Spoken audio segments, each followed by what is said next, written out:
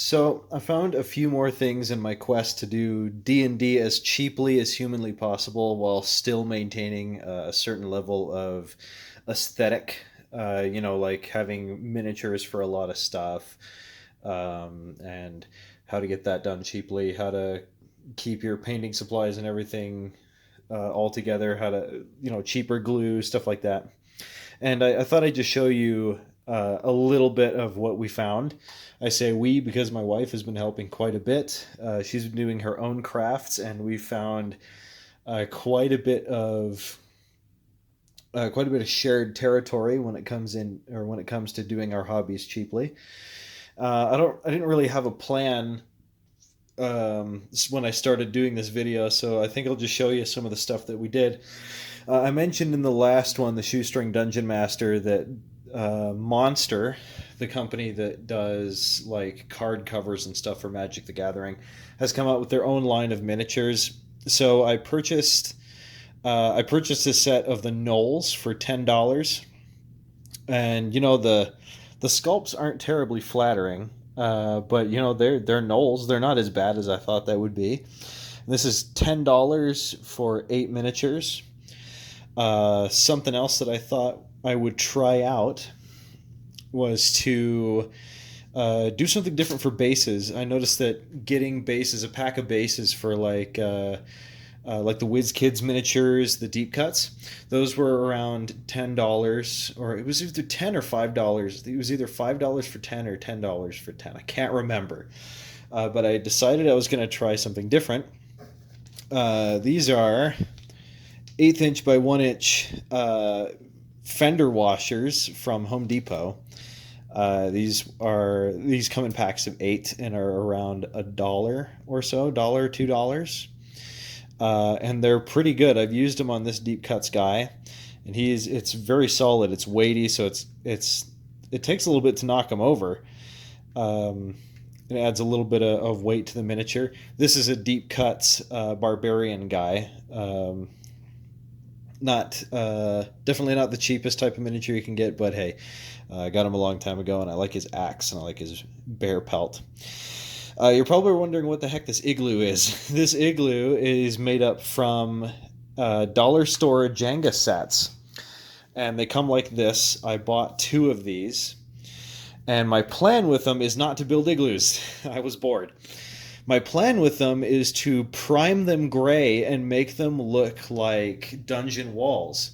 So the idea is that we could take some of these, and let's say barbarian guys in a dungeon, we could build up dungeon walls around him as we go instead of drawing, and you can rearrange them as you go. So that's the idea there, is that you can build up these things and it would look like stone, because I'm going to prime them gray. I'm going to give them a bit of a wash, and then I'm going to dry brush some tan on there to make it look like dirty stone. And I'll see how that works out. I have a few that are primed gray, and I'll show them when I'm done. Something else I got. These were just things I picked up at the dollar store. I haven't tested them yet.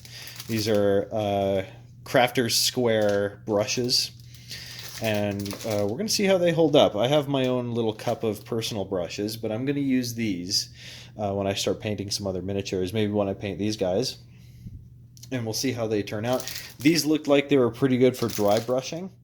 A lot of people like to use makeup brushes because they're so fine, but I kind of wanted to give these a try because they looked interesting. What's going on here is a little bit of an experiment with the Crafter's Square craft glue, which is also what's attached to this guy to his base. So this is a fairly sizable bottle of glue for about $1, and I'm going to see how far that'll get me. This is an experiment. This is going to be an industrial building for a skirmish game that I want to do in the future. Yeah, we'll do that on camera too. I'm trying to build some home terrain. I drink way too much Dr. Pepper, so I figure I'd put some of the cans to use and make some industrial looking terrain. This is all going to be primed black, and then I'm gonna I'm probably gonna paint it like a steel color, or if I can find just like excuse me, if I can find just like spray paint steel color, that'd be cool too. So this is going to be for Gaslight Skirmish. I'm not using Gaslight for Victorian science fiction. I'm actually going to be using it for like a post-apocalyptic type thing. Oh, something else I picked up at the dollar store. I wanted to experiment with some of this dry floral foam. I'm wondering if glue is going to melt it.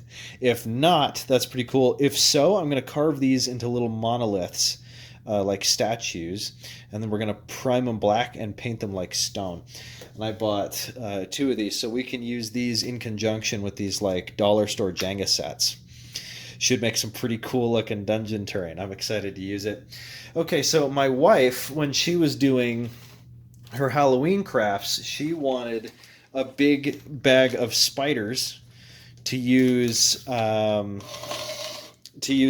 She's making Halloween bottles, and one of them is full of spider legs, like like witchcraft bottles. And we found this big bag of spiders. I can't think it was like $3 to $5. Anyway, it comes with like a ton of spiders, and I realized, hey, we have giant spiders for Dungeons and Dragons now. They're about the right scale. Here, let me move these farther up so you can see a little better. But the scale of the spiders is, I mean, it's pretty good. It's pretty spot on. And that combined with all the stone, we've got a fairly good looking setup here. I'm excited to see how far we can push that. Let's see, what else have I got? Oh, I don't know how this is going to look, but I picked up this wood shop bird feeder, and I feel like I can turn this into some stables. I plan to combine this with these clothespins, these tiny little clothespins. See how small those are? I think I can get those to stand, and I can put rods in between them, and they'll look like things to tie off your horse with, and I can put them here. Oh, the next thing I got, I mentioned that Monster was making miniatures. So what I got, I decided I was going to break down and buy a giant pack of villagers off of Amazon. This is like a dwarven butcher. He's pretty small, but the other ones are about the size of the gnolls. This was not cheap. This came from, I mean, I guess it was like $1 miniature. I paid like $60 and it came with like 62, 63, 64 miniatures. And they're all just townsfolk. So some of them are like butchers, some of them are innkeepers. Then you've got like nobles, stuff like that. And I figured for the type of game I want to do, it would be really fun to just have villager miniatures like for everything. I want to really populate the board where my group is going to be playing, and I wanted to make it look as as dense and as populated as I could. There's actually a guy who inspired that. I can't remember his name. I feel really terrible. He's a Canadian guy who's been running the same game at D&D for like 35 years. And he has this immense collection of terrain and stuff. I wanted to see how close to that I could get whilst spending like not super duper amounts of money to get it done, just to see if I could do it. And so far it seems to be working out because I have several villages, several scenes worth of villagers now. These guys, you'll notice the monster miniatures don't need bases. So if you want to get more expensive miniatures like the deep cuts or the bones miniatures and you'd like to base them, that's what I got these for. So for the population, we've got our villagers, we've got bases for the player characters. We're starting to get really cheap monsters, and we've got like dungeon tiles, and we're gonna have. I've seen some like building kits. I haven't got any of the buildings or anything, but eventually it would be really really cool to have like cottages and stuff on the board. I'm not sure how I'm going to measure distance. I think what I'll do is instead of having a grid like this, I think I'll actually give everybody a ruler because you can buy several of those at the dollar store, and I'll have them actually measure their distance instead of using squares like that. Anyway, yeah, that's what I've got so far. So thanks for watching. I plan on doing more of this shoestring dungeon master stuff, and we'll see you next time.